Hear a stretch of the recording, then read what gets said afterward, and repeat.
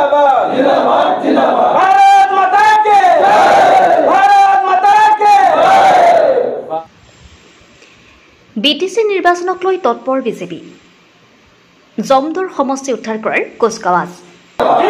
जिंदाबाद जिंदाबाद जिंदाबाद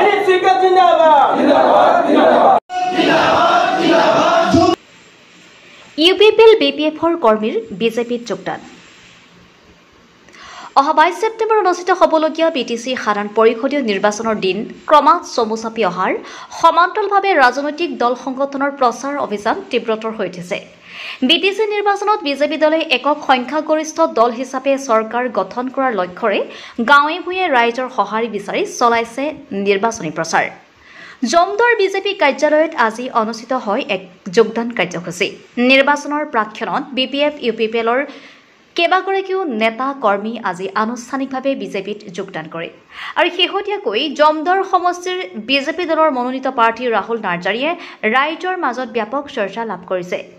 নিৰ্বাচনী বৈতৰণি পাৰ কৰাৰ বাবে ৰাহুল নাৰ্জাৰী হৈ বিজেপি কৰ্মীসকলে গাঁৱে ভূঞে প্ৰচাৰ অভিযান অব্যাহত ৰখাৰ লগতে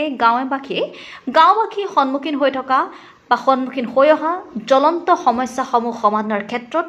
বিশেষ গুৰুত্ব প্ৰদান কৰিব বুলি জমদৰ সমষ্টিৰ বিজেপি প্ৰাৰ্থী ৰাহুল নাৰ্জাৰীয়ে উল্লেখ কৰে ইউপিপিএল আৰু বিপিএফৰ সদস্যসকলে বিজেপিত যোগদান কৰাটো এক প্ৰকাৰে বিজয়ৰ সংকেত বুলি উল্লেখ কৰে news desk report GP24 news আজি আমাৰ মাজত এই বিভিন্ন পাৰ্টিৰ পৰা আহি প্ৰায় 50 জনৰ অধিক আজি জয়নিং আমি কাৰ্যসূচী লৈছিলোঁ তাত বিভিন্ন পাৰ্টি বিপিএফ ইউপিপিএল কংগ্ৰেছ এই দলৰ সকলে আজি ভাৰতীয় জনতা পাৰ্টিক ভাল পাই আমাৰ জমদৰ মণ্ডলক বিজেপি পাৰ্টিক সহায় কৰাৰ কাৰণে তেখেতসকলে যোগদান কৰিলে তাৰ কাৰণে মই প্ৰথমতে ধন্যবাদ জ্ঞাপন কৰিছোঁ আমাৰ সন্মানীয় বিভিন্ন সংগঠনৰ পৰা অহা কাৰ্যকৰ্তা বন্ধুসকলক এটি ইংগিত বুলি নহয় সমাজে ভাল পাইছে সমাজে ভাৰতীয় জনতা পাৰ্টিক আদৰি লৈছে সেইকাৰণে তেখেতসকলে ভাবিলে যে এইবাৰ জমদৰ সমষ্টিত আৰু কোনো বেলেগ পাৰ্টি আৰু নাই ভাৰতীয় জনতা পাৰ্টি আমাৰ জয় হ'ব বুলি তেখেতসকলে আমাৰ লগত দলে বলে আহি যোগদান কৰিলে লগতে আমাৰ ইয়াত বিভিন্ন সমস্যা আছে তাৰে ভিতৰত আমাৰ বিশেষভাৱে আমাৰ সংকোচ নদী গৰাখহনীয়াৰ যিটো সমস্যা তাক স্থায়ী সমাধান কৰাটো ভাৰতীয় জনতা পাৰ্টিয়ে আমাৰ ডক্টৰ হিমন্ত বিশ্ব শৰ্মা ছাৰে কৈ গৈছে যে এইটো আমাৰ প্ৰথম সমস্যা আমি সমাধান কৰিম দ্বিতীয় সমস্যা হৈছে আমাৰ যে কাছাবাৰী স্থিত আমাৰ মডেল হস্পিটেল এতিয়ালৈকে আমাৰ হৈ উঠা নাই সেইখিনিও আমি ঠিক কৰাৰ কাৰণে ব্যৱস্থা কৰি আছোঁ ভাৰতীয় জনতা পাৰ্টি হিচাপে ইৰিগেশ্যন ছিষ্টেম কাৰণ বিভিন্ন আমাৰ এতিয়াও খেতিপথাৰৰ পানী ব্যৱস্থা যোগান ঠিক নহয় কাৰণ আমাৰ এইখন অঞ্চলত বিভিন্ন জাতি জনগোষ্ঠীয়ে কৃষিভূমিৰ লগত জড়িত আছে সেই ইৰিগেশ্যন ছিষ্টেমটো ঠিক কৰাৰ কাৰণে এটা সমস্যা ৰাস্তা ঘাট মই আগতেও কৈছোঁ আৰু কম যে ইয়াত আমাৰ বিভিন্ন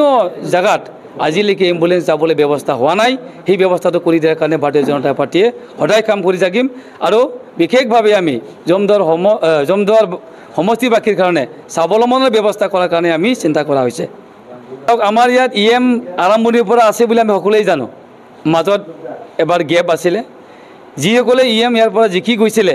সমাজক প্ৰতাৰণাই কৰিলে আমি দেখা মতে আমি বুজা মতে তেখেতসকলৰ যিটো কাৰ্যকলাপ কাম কৰা ষ্টাইল